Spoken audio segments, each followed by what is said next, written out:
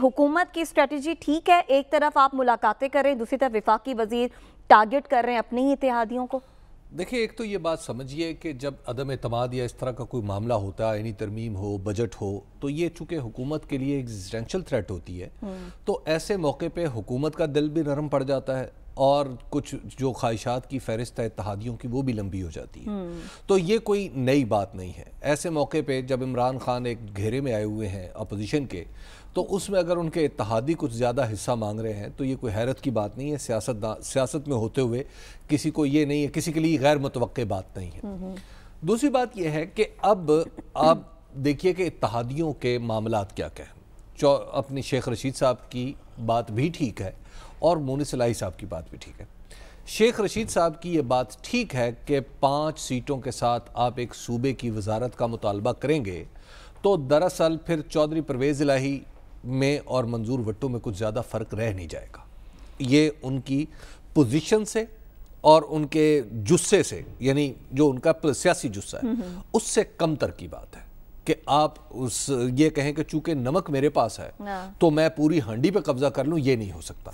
आप एक बोटी ज़्यादा डाल लें लेकिन आप पूरी हांडी पे कब्जा नहीं जमा सकते। ये आपको कोई नहीं करने देगा, चाहे हुकूमत गिरती है या रहती है। अच्छा। दूसरी बात यह है कि जहाँ तक MQM का ताल्लुक है तो MQM के मामलात काफ़ी कॉम्प्लेक्स हैं, काफ़ी पेचीदा हैं। वो इतने सादा नहीं हैं। वो बज़ाहिर कागज़ पे लिखें तो 1 2 3 4 5 आप कह सकते हैं 17 निकात हैं, 70 निकात हैं, 700 निकात हैं। वो बात उसके अंदर बहुत कुछ दूसरी भी है। तो लिहाजा उनकी गारंटी, अगर जैसे अभी वसीम अख्तर साहब फरमा रहे थे कि हमें फ़लाँ गारंटी दे तो हम मान सकते हैं, फ़लाँ गारंटी दे तो मान सकते हैं, उनसे ये पूछें कि फ़लाँ गारंटी दें तो क्या आपका काम हो जाएगा? अच्छा। असल बात ये है।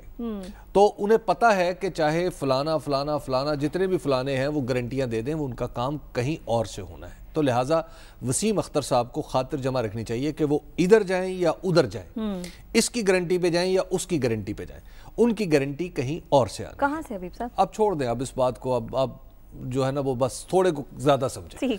अच्छा, उसके बाद फिर तीसरे आ गई बाप पार्टी।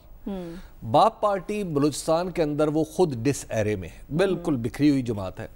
अब सुना है मैंने कि कल से उनके अंदर कुछ थोड़ा सा इत्तफाक और इत्तेहाद पैदा हुआ है, क्योंकि वो 7 सीटें हैं उसके पास, 7 ही MQM के पास है और 5 हैं PMLQ के पास। तो जब वो 7 सीटों वाले भी पहले सातों लोग मुख्तलिफ डायरेक्शंस में भाग रहे थे, अब वो 7 लोग भी कहीं होपफुली कुछ इकट्ठे होंगे तो वहां पर भी एक सेंस प्रिवेल करेगी।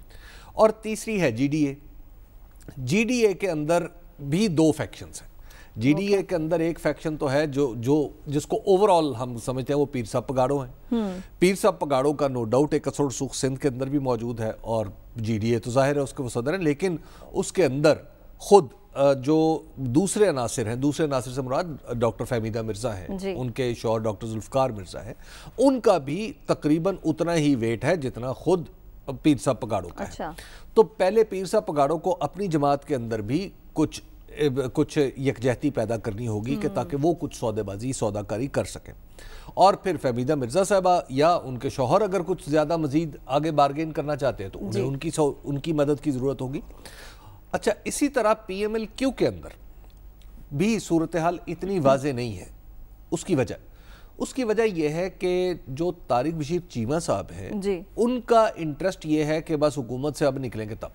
अच्छा, ठीक है। उसकी वजह कुछ उनकी हल्का जाती हैं और कुछ उनकी वजूहात जाती हैं, और दूसरी तरफ चौधरीज हैं, यानी जो ओरिजिनल चौधरी बरादरान हैं, जो द ब्रांड चौधरी बरादरान। अब वहां पर सूरत हाल कुछ मुख्तलिफ है। अब आप जरा तसव्वुर फरमाइए ना कि चौधरी साहिबान के सामने ये छोटी ऑप्शन है कि आज आप 2018 में तो आप PTI के वोटों से कामयाब हो गए, अगली दफा आप किस किस के दर पे जाएंगे वोट लेने के लिए? PMLN के दर पे जाएंगे, कहाँ जाएंगे? और फिर क्या जमातें अपोजिशन में नहीं आती? जमातें अपोजिशन में भी आ सकती हैं। आज आपके पास 5 सीटें हैं तो फिर आपके पास एक आदमी शायद ना रहे, फिर क्या करेंगे? क्या आपको इस बात की कोई गारंटी देता है कि चौधरी साहब और हम जनाब मिलकर इलेक्शन लड़ेंगे? वो तो आपको एक ही जगह से मिल सकती है और वो इमरान खान है। बात यह है कि सब जो हमारे इत्तेहादी हैं इनके ऑप्शंस भी महदूद हैं اور پھر ہمارے جو بالخصوص دو اتحادی ایسے ہیں کہ جب وہ اپنی جگہ چھوڑیں گے تو پھر کہا جائے گا کہ آپ نہیں بول رہے، آپ کے اندر آپ کا یار بول رہا ہے. جو بات آپ کل بھی کر رہے تھے. جی وہ آپ نہیں ہٹ رہے، آپ کو کوئی ہٹا رہا ہے. تو اب جو اگر وہ ہٹیں تب بھی الزام کسی اور کے سر جانا ہے. تو بہتر نہیں ہے کہ جہاں پہ ہیں ڈٹے رہیں تاکہ اپنے ڈٹے رہنے کا کریڈٹ حاصل کر لیں. یہ آپ کا مشورہ ہے ان کے لیے، لیکن لمحہ موجود تک آپ بتا رہے ہیں کہ ابھی سبھی اتحادی جو ہیں وہ سب کنفیوز ہیں. دیکھیے لمحہ موجود میں حکومت بھی کنفیوز ہے اور اتحادی بھی کنفیوز ہے.